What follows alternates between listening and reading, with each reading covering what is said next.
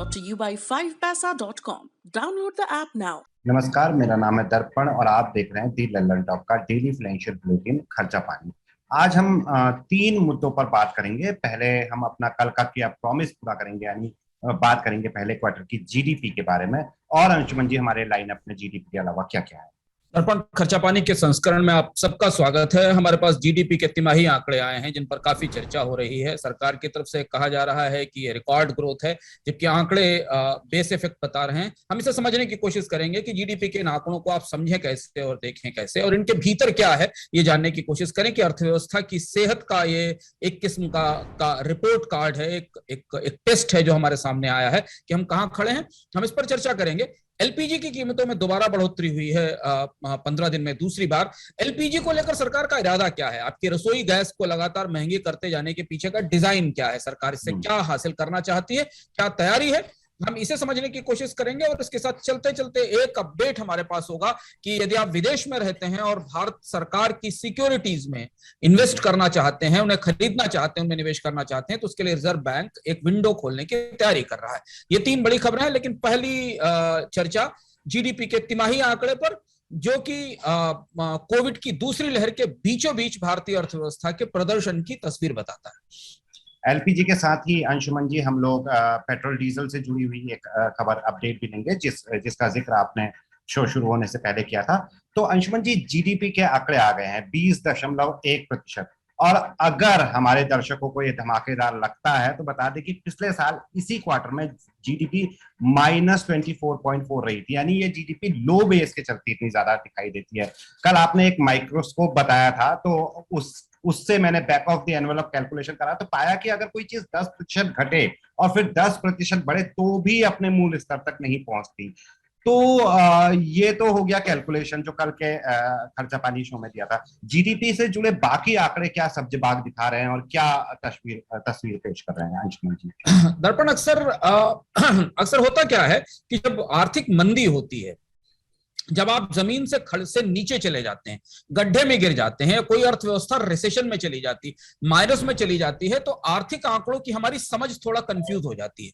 हम ग्रोथ को और परसेंटेज ग्रोथ और एक्चुअल ग्रोथ का फर्क भूल जाते हैं, और वहां हमारे लिए जो सबसे अच्छा तरीका होता है कि हम एब्सोल्यूट टर्म्स में, वास्तविक आंकड़ों में समझने की कोशिश करें कि हम मंदी से पहले कहां खड़े हुए थे और मंदी के बाद को कहां खड़े हुए हैं। और इसलिए हमेशा हम ग्रोथ के आंकड़े के बजाय ऐसे मौकों पर जो वास्तविक ग्रोथ का वैल्यूएशन है, जो मूल्य है, क्योंकि जीडीपी अपने आप में ठोस आकलन है, आंकड़ा है जो देश भर में किए गए प्रत्येक उत्पादन का मूल्य बताता है। इसे आप ऐसे समझें कि अगर कोई व्यक्ति 2019 के अप्रैल मई जून में 100 रुपए कमा रहा था, 2020 के अप्रैल मई जून में उसकी कमाई घटकर 50 रुपए रह गई, और 2021 के अप्रैल मई जून में उसकी कमाई वापस 75 रुपए हो गई, तो उसने 25 रुपए का नुकसान की भरपाई की है। वो भी 100 रुपए के स्तर पर नहीं पहुंचा है। और वो 100 रुपया जो 2019-20 में कमा रहा था, यदि भारतीय अर्थव्यवस्था एक आदमी होती तो वो पिछले 6 साल का सबसे न्यूनतम कमाई का स्तर था। यानी भारतीय अर्थव्यवस्था जब मंदी में लुढ़क रही थी 2019-20 में की पहली तिमाही में, जहां से हम एप्रिल टू एप्रिल कंपैरिजन अंग्रेजी में कहते हैं कि हम क्वार्टर टू क्वार्टर कंपैरिजन कर रहे हैं, तो 2019-20 की जो पहली तिमाही थी वो 6 साल के न्यूनतम विकास दर की छमाही थी। तो अगर भारतीय अर्थव्यवस्था को एक व्यक्ति माने, तो व्यक्ति अगर 6 साल में सबसे कम कमाई के स्तर पर आकर खड़ा हुआ था, और वहां से उसकी कमाई घटी और अब जो बढ़ी है वो ग्रोथ नहीं है। एक और आंकड़े के पर्सपेक्टिव को समझने के लिए फिर हम इस आंकड़ों के भीतर जाते हैं कि अगर आप ये माने कि कोविड नहीं आया होता किसी भी तरीके से, और भारत की अर्थव्यवस्था केवल 5% की विकास दर से बढ़ रही होती, छोड़ दीजिए 7%, 8%, 9%, साल भर का हम आंकड़ा बता रहे हैं क्योंकि अभी हमारे पास अगले क्वार्टर के आंकड़े भी आएंगे और उसके बाद के आंकड़े भी आएंगे। अगर भारतीय अर्थव्यवस्था सिर्फ 5% की गति से बढ़ रही होती 2020-21 और 2021-22 में, तो 2022 में भारतीय अर्थव्यवस्था का आकार, सालाना उत्पादन, जीडीपी 160.59 लाख करोड़ रुपए होता, जो घटकर पिछले साल 132-133 लाख करोड़, 134 लाख करोड़ रुपए के आसपास आ गया है।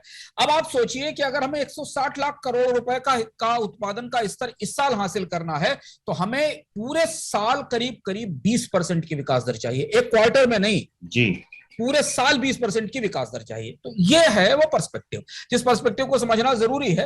अब हम आंकड़े के भीतर जाकर जानने की कोशिश करते हैं कि दरअसल भारत के आर्थिक विकास दर के आंकड़े की तस्वीर हमें बताती क्या है। ये हमें बताता है कि दो चीजें महत्वपूर्ण बताता है कि एक तो रिकवरी आना शुरू हुई है भारतीय अर्थव्यवस्था के भीतर, और जो एक शुभ संकेत है, खासतौर पर उस दौरान जबकि भारतीय अर्थव्यवस्था में मंदी की जटिल परिस्थिति थी, लॉकडाउन चल रहा था, उस दौरान भी हमने कई सारे महत्वपूर्ण क्षेत्रों में उत्पादन बढ़ता हुआ, कई सारे महत्वपूर्ण क्षेत्रों में मांग बढ़ती हुई और कई सारे क्षेत्रों में कारोबार शुरू होते देखा। और हम एक एक करके धीरे अंदर चलते हैं और फिर उसके बाद अगली खबर पर आते हैं। हमेशा जीडीपी को मांग की तरफ से देखना जरूरी होता है, क्योंकि मांग ही, डिमांड ही सबसे महत्वपूर्ण है कि लोग खर्च कर रहे हैं, लोग खरीद रहे हैं, लोग पैसा डाल रहे हैं कि नहीं डाल रहे हैं, ये बताता है। मांग की साइड से हमें आंकड़ा दिखाई देता है कि पहली तिमाही में सारे कंपोनेंट्स बढ़े हैं, सारे कंपोनेंट्स में, सारे हिस्सों में बढ़ोतरी दिखाई दी है, जिसको कि हम जिसको हम प्राइवेट फाइनल कंजम्पशन एक्सपेंडिचर कहते हैं तकनीकी भाषा में, हमारे आपका खर्च, हमारा आपका जेब खर्च, जो हम अपनी खपत के लिए खरीदते हैं, आटा दाल चावल कार कपड़ों से लेकर और मनोरंजन तक खर्च करते हैं। इसमें हमें बढ़ोतरी दिखाई दी है पहले क्वार्टर में।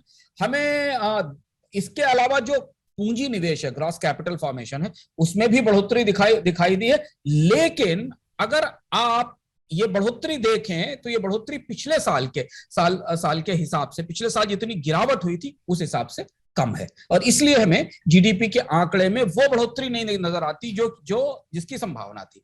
सेक्टर के हिसाब से चले तो एग्रीकल्चर ने सरप्राइज किया है। रबी की अच्छी फसल का नतीजा हमें दिखाई दिया है। एग्रीकल्चर सेक्टर ने आमतौर पर 3.3% के आसपास की औसत ग्रोथ रेट दिखाई है, पर इस बार इस तिमाही में 4.5% की ग्रोथ रेट इसमें दिखाई दी है, जो एक महत्वपूर्ण संकेत है कि भारतीय अर्थव्यवस्था में मंदी के दौर में भी किसानों ने, खेती ने ग्रोथ को सपोर्ट किया है, उसे बनाए रखने में मदद की है। इंडस्ट्रियल सेक्टर से अच्छा नंबर आया है। औद्योगिक क्षेत्र से उत्पादन बढ़ने के संकेत हैं, जो हमें बताते हैं कि इस क्वार्टर में, हालांकि इस तिमाही में कोविड के रीजनल लॉकडाउन थे, लेकिन लॉकडाउन रिलैक्स्ड थे, टुकड़ों में थे, हिस्सों में थे, पूरा पैन इंडिया लॉकडाउन नहीं था। इसलिए अर्थव्यवस्था की उतनी बुरी गत नहीं बनी जितनी बुरी गत पिछले साल के बड़े लॉकडाउन में बनी थी। सरकारों के लिए नसीहत थी कि पिछले साल भी वो ऐसा कर सकते थे। अगर वो ऐसा नहीं करते तो शायद अगर इस तरह का करते तो भारतीय अर्थव्यवस्था को उतनी चोट नहीं खानी पड़ती जितनी उसने पिछले साल खाई, जबकि इस बार की लहर पहली लहर से ज्यादा भयानक थी, डेडली थी। लेकिन लॉकडाउन के जो तजुर्बे थे पॉलिसी मेकर्स के, उन्होंने कायदे से इंप्लीमेंट किया, और इसलिए भारतीय अर्थव्यवस्था को उतनी चोट नहीं लगी जिस तिमाही में कोविड का असर गहरा था, जितनी चोट हमने पिछले महीने साल की पहली में देखी थी। जी अंशुमन जी, माफ कीजिए आपको बीच में रोक रहा हूँ। कृषि सेक्टर के बारे में जैसे आपने कहा आश्चर्यजनक रिजल्ट आए, तो कृषि सेक्टर एक था, जहां तक मुझे याद आ रहा है, जो ज्यादातर समय पॉजिटिव रहा था, चाहे 3.3 की ग्रोथ ही थी, लेकिन नेगेटिव कभी नहीं गया था। हाँ, एग्रीकल्चर सेक्टर ने इस क्वार्टर में भी अच्छा परफॉर्मेंस किया है, पर बाकी क्षेत्रों में कंस्ट्रक्शन एक्टिविटीज दोबारा शुरू हो रही हैं, जो इस बात का संकेत है कि लेबर वापस लौट रहे हैं। वो हमें कंपनियों के नतीजों में भी दिखाई देता है, डिमांड के नतीजों में दिखाई देता है। जहां पर एक हिस्सा है जो अभी अर्थव्यवस्था के में सबसे चिंताजनक और सबसे बड़ी फॉल्ट लाइन बना हुआ है। मैं केवल तिमाही आधार पर बात कर रहा हूँ, सालाना आधार पर बात नहीं कर रहा हूँ। इसके बाद हम पूरे साल का पर्सपेक्टिव यहां से लेने की कोशिश करेंगे।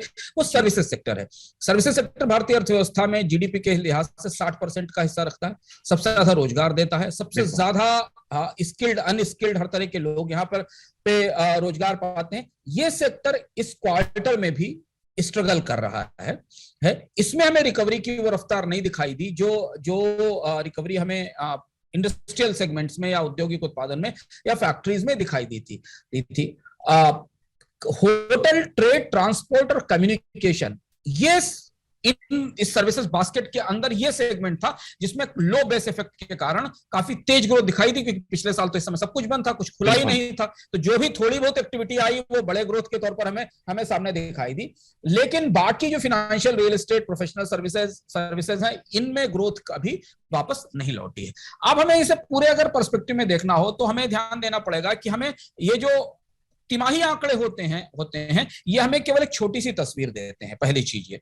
दूसरी चीज है, जब मंदी के बाद की अर्थव्यवस्था के साल में जीडीपी की बढ़ोतरी का आकलन किया जाता है तो हमेशा ये देखा जाता है कि हमने पिछले नुकसान की कितनी भरपाई की। पिछले साल अगर भारतीय अर्थव्यवस्था ने 24 मंजिल या 24 फीट गड्ढे में गिरी थी तो वहां से वो इस तिमाही में निकलकर 20 फीट की रिकवरी करके ऊपर आ गई है। तो अभी जो अगली तिमाही के आंकड़े आएंगे, उसके बाद अगली तिमाही के आंकड़े आएंगे, ये साल पूरी तरह से रिकवरी के साल के रूप में गिना जाएगा कि हम कितना रिकवर करते हैं। पूरे साल में जितना हमने पिछले साल गंवाया था उसका कितना नुकसान इस साल रिकवर किया जा सकता है। और अगर उस दृष्टि से देखें तो पिछले साल पहली तिमाही में 29 लाख करोड़ रुपए के आसपास का जीडीपी था, जो उससे पहले तिमाही में 35 लाख करोड़ रुपए था, और अब हम 33 लाख करोड़ के आसपास हैं। यानी भारत को अभी इस तिमाही में 2019 का स्तर भी हासिल करना मुश्किल हो गया है, जो कि 6 साल का सबसे कम स्तर था। अब अगली तिमाही के आंकड़े जब आएंगे तब तक गतिविधियां और बेहतर हो जाती हैं, वैक्सीनेशन की रफ्तार थोड़ी और तेज होती है, तो शायद हमें इस पूरी ट्रेंड में कुछ मजबूती आती दिखेगी। पूरा साल रिकवरी के नाम से नापा जाएगा। भारतीय अर्थव्यवस्था ने जितना गंवाया है पिछले एक साल में मंदी के दौरान, उसको रिकवर करके वो बराबर स्तर पर कब आती है, ग्रोथ वहां से शुरू होगी। हम इसे रिकवरी माने, ये हमारी रिकवरी है, नुकसान की भरपाई है। भारतीय अर्थव्यवस्था अगर एक आदमी है और उसने पिछले साल जितना पैसा गंवाया है उसका कितना नुकसान वो भरपाई करेगी, ये हमें साल के अंत में पता चलेगा।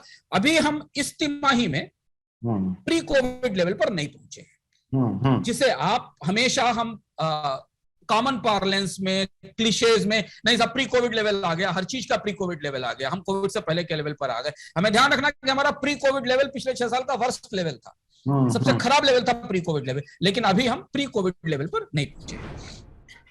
अंशुमन जी, जैसा आपने कहा, अगर भारतीय अर्थव्यवस्था आदमी है तो अभी हम प्री कोविड लेवल पर नहीं पहुंचे हैं, और इन 2 सालों के दौरान भी जो नुकसान हुआ जब हम रिकवर करने के दौरान, वो भी अपने आप में एक कंसर्न है, वरना हम 5 या 6% की दर से विकास कर रहे होते हैं अन्यथा। अंशुमन जी, अब तक हमारे दर्शकों को पता चल ही गया होगा कि बिना सब्सिडी वाले एलपीजी सिलेंडर के दाम में 25 रुपए की बढ़ोतरी हुई है, लेकिन अफगानिस्तान वाली खबरों के बीच लोग शायद ये मिस कर गए थे कि मात्र 15 दिनों में 50 रुपये एलपीजी सिलेंडर के दाम बढ़े हैं, और इस साल अंशुमन जी 9 बार दाम बढ़ चुके हैं, करीब 190-200 के करीब दिल्ली मुंबई के दाम मैंने देखे थे। तो एक गीत था, 100 दर्द है 100 राहत है, मध्यम वर्गीयों की तो लग रहा है 100 दर्द और 0 राहत है। आप बताइए क्या राय है आपकी? आपने आंकड़ा बता ही दिया दर्शकों को कि हमने कितनी बार एलपीजी की कीमत में बढ़ोतरी देखी है। खर्चा पानी के एक संस्करण में हम इस पर चर्चा कर चुके हैं और बात स्पष्ट होकर सामने आ रही है कि सरकार निर्णायक रूप से, नीतिगत रूप से एलपीजी पर सब्सिडी खत्म करने जा रही है। पिछले साल जनवरी 2020 से लोगों के खाते में सब्सिडी का ट्रांसफर बंद हो गया है। इस साल बजट में सरकार ने एलपीजी सब्सिडी के लिए एलोकेशन किया था, लेकिन जैसे जैसे बाकी फ्यूल के प्राइसेस बढ़े, उसी के साथ सरकार एलपीजी सब्सिडी का बिल धीमे धीमे शून्य की तरफ लाने की तैयारी कर रही, और इसलिए हमने कंसिस्टेंटली लगातार एलपीजी की कीमतों में तेजी से बढ़ोतरी देखी है। ये एक नीतिगत फैसला है जो क्रमशः लागू हो रहा है। इसका एक फायदा है बजट को लेकर, क्योंकि एलपीजी भी अब उन पेट्रोलियम फ्यूल्स के बराबर हो जाएगी जो बाजार मार्केट के प्राइस पर मिलते हैं। लेकिन इसका एक दूसरा चैलेंज सरकार के सामने, दूसरी चुनौती उज्ज्वला स्कीम को चलाने को लेकर होगी, क्योंकि उज्ज्वला स्कीम को चलाना और वहां सब्सिडाइज सिलेंडर देने की समस्या आने वाले समय में सरकार के सामने आएगी, क्योंकि अगर पूरी की पूरी फर्टिलाइजर सब्सिडी, पूरी की पूरी एलपीजी सब्सिडी खत्म की जानी है कीमतें लगातार बढ़ाते हुए, तो या तो सरकार को फिर एक नई कैटेगरी बनानी होगी उज्ज्वला सिलेंडर्स की और उन्हें अलग से सब्सिडी देनी होगी, नहीं तो सस्ती एलपीजी देकर लोगों को धुएं से, चूल्हे से मुक्त करना और गांव में जो कोशिश की गई थी वहां एक बड़ी चुनौती है। तो अभी पिछले 2-3-4 दिनों में एलपीजी पर जिन जिन लोगों से बात हो रही थी सरकार में हमारी, हम जानने की कोशिश कर रहे थे, वहां सबसे बड़ा सवाल ये आया था कि उज्ज्वला कैसे चलेगी, जो सस्ता सिलेंडर देने की स्कीम है वो कैसे चलेगी, क्योंकि सरकार ने नीतिगत रूप से यह फैसला कर लिया है कि हम एलपीजी की सब्सिडी खत्म करेंगे, और अब 1-2 बढ़ोतरी के बाद एलपीजी भी उसी तरीके से कीमतों में रिफ्लेक्ट होगा जैसे कि पेट्रोल डीजल की कीमतों में बढ़ोतरी होती है। लेकिन इसके साथ जिस दूसरी खबर का शुरुआत में आपने जिक्र किया था, हम उसको भी साथ में ले लेते हैं, जहां से हमें पता चलेगा कि दुनिया में क्या हो रहा है क्रूड ऑयल मार्केट में और हमारे यहाँ क्या हो रहा है। बुधवार को ओपेक देशों की बैठक होने वाली है, जहां पर दोबारा वो पेट्रोलियम के दुनिया में कच्चे तेल के उत्पादन का जो पूरा ढांचा है उस पर नए सिरे से विचार करेंगे, उत्पादन बढ़ाया जाए, मांग की क्या स्थिति, इसकी छानबीन करेंगे और जांचने की कोशिश करेंगे। बाजार को यह लग रहा है कि ओपेक देश उत्पादन में बढ़ोतरी का फैसला ले सकते हैं और कम से कम कुछ बड़े देश अपना उत्पादन बढ़ा सकते हैं। अब आज हम इसको रिकॉर्ड कर रहे हैं 1 तारीख को, तो 31 तारीख की शाम को अंतरराष्ट्रीय बाजार में कच्चे तेल की कीमतों में गिरावट आई। न्यूयॉर्क में जो WTI था वो करीब 1 महीने के लोएस्ट लेवल पर था। ब्रेंट के प्राइसेस कम से कम 1% से नीचे गिरे, लगभग 73 के डॉलर पर बैरल के आसपास अक्टूबर का प्राइस हमको मिला। नवंबर का कॉन्ट्रैक्ट जो है वो $72 के आसपास का दिखाई दिया। यानी अगर आप अंतरराष्ट्रीय बाजार के नजरिए से देखें तो अंतरराष्ट्रीय बाजार में मंदी से उबरने की प्रक्रिया देखते हुए, ओपेक देशों की तरफ से उत्पादन में बढ़ोतरी को देखते हुए कच्चे तेल में गिरावट का रुख दिखाई दे रहा है। सिर्फ शर्त एक है कि कोविड की तीसरी लहर जो अमेरिका में आई है वो कितनी भयानक है, कितनी बड़ी। अगर वो ज्यादा बड़ी होती है और दुनिया के अन्य देशों में फैलती है तो फिर हम क्रूड ऑयल की कीमतों में बढ़ोतरी देखेंगे, नहीं तो फिलहाल अभी क्रूड ऑयल की कीमतें 72 डॉलर के आसपास स्थिर रहेंगी। इस बात का संकेत ओपेक देशों की बैठक से मिल रहा है। बुधवार को ओपेक देश अपनी बैठक में क्या फैसला लेते हैं पेट्रोल डीजल की कीमत, कच्चे तेल के उत्पादन को बढ़ाने के लिए, ये इस पर हमारी निगाह रहेगी। लेकिन भारतीय बाजार में अभी उस गति से कीमतें कम नहीं हुई हैं जिस गति से अंतरराष्ट्रीय बाजार में कच्चा तेल सस्ता हुआ है। आज हमने सुबह कुछ हल्की फुल्की कटौती पेट्रोल डीजल की कीमतों में देखी, लेकिन वो उस खबर के ऊपर ज्यादा भारी पड़ी। वो 25 रुपए सिलेंडर की बढ़ोतरी जो एलपीजी में आई है। तो अभी भारत सरकार की दुविधा इस पूरी प्रक्रिया में को लेकर बनी हुई है। लेकिन अगर आप बड़ी पिक्चर देखना चाहें तो एक पिक्चर ये है कि सरकार पेट्रोल डीजल के उत्पादों पर टैक्स भी लगाना चाहती है और सब्सिडी भी खत्म करना चाहती है। एलपीजी पर सब्सिडी खत्म करना चाहती है और पेट्रोल डीजल के पर बड़े पैमाने पर टैक्स लगाए रखना चाहती है। इस बात का संकेत हमें आज इससे मिलता है। अंशुमन जी, आपके पास GSEC गवर्नमेंट बॉन्ड को लेकर एक अपडेट है। जिस स्टोरी को मैं भी पढ़ रहा था, इससे लगता है कि भारत सरकार और RBI चाहती है कि NRI भारत के विकास में ज्यादा इन्वेस्टमेंट करे, विकास में इन्वेस्टमेंट करें। और दूसरा महत्वपूर्ण बात है कि भारत की साख के हिसाब से महत्वपूर्ण फैसला संकेत है। Reserve bank governor Shaktikanta Das कल एसोसिएशन ऑफ प्राइमरी डीलर्स जो गवर्नमेंट सिक्योरिटीज और मनी मार्केट में ट्रेड करते हैं उन डीलर्स के एसोसिएशन में भाषण देने गए थे और उसमें उन्होंने ये संकेत दिया कि रिजर्व बैंक एक ऐसी व्यवस्था पर विचार कर रहा है जिसमें विदेश में रहने वाले लोग भी सरकार की सिक्योरिटीज में GSEC में इन्वेस्ट कर सकेंगे। गवर्नमेंट सिक्योरिटीज को पारंपरिक रूप से, स्थायी रूप से सबसे सेफ इन्वेस्टमेंट माना जाता है। रिटर्न भले ही कम हो लेकिन सरकार की गारंटी है उसके पीछे। तो गवर्नमेंट सिक्योरिटीज में लोग निवेश इसलिए करना चाहते हैं, गवर्नमेंट सिक्योरिटीज में निवेश करने वाले फंड में इसलिए निवेश करना चाहते हैं कि आपको पीस रहता है माइंड का कि एक सिक्योर्ड इन्वेस्टमेंट है और वो सरकार की साख से जुड़ा होता है, यानी देश की संप्रभु साख से जुड़ा होता है, तो वो बेंचमार्क भी हो जाता है। इसलिए भारतीय बाजार में भी GSEC सिक्योरिटीज या सरकारी सिक्योरिटीज की जो ब्याज दर है वो बाकी इंस्ट्रूमेंट्स की ब्याज दर का बेंचमार्क होती है। तो शक्तिकांत दास ने संकेत दिया है कि सरकार NRIs को और विदेश में रहने वाले लोगों को भी GSEC में निवेश का मौका देगी। इसके लिए एक मैकेनिज्म डेवलप किया जा रहा है। उस मैकेनिज्म के तहत जो international central security depositories organisation है उसके साथ RBI और भारत की जो डिपॉजिटरी एजेंसियां हैं वो मिलकर काम करेंगी और क्रमशः इसे उस तरह से ओपन किया जाएगा कि यदि आप दुनिया के किसी भी हिस्से में रहते हैं और भारत सरकार की सिक्योरिटीज में निवेश करना चाहते हैं तो आपको उसका मौका मिले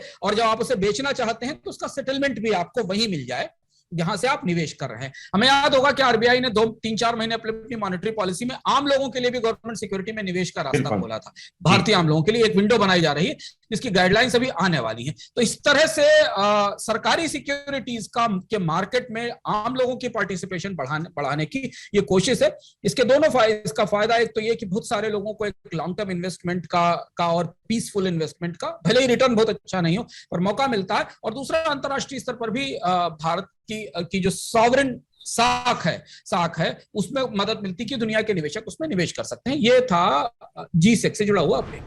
और ये था आज का खर्चा पानी। अंशुमन जी, दर्शकों को बताना चाहेंगे कि 5 सितंबर से हम एक नई सीरीज भी ला रहे हैं, नाम है एक नया पैसा, जिसमें हम दर्शकों को क्रिप्टो करेंसी का पूरा तिया पाचा समझाएंगे आसान भाषा में। अभी के लिए विदा। अंशुमन जी शुक्रिया। धन्यवाद।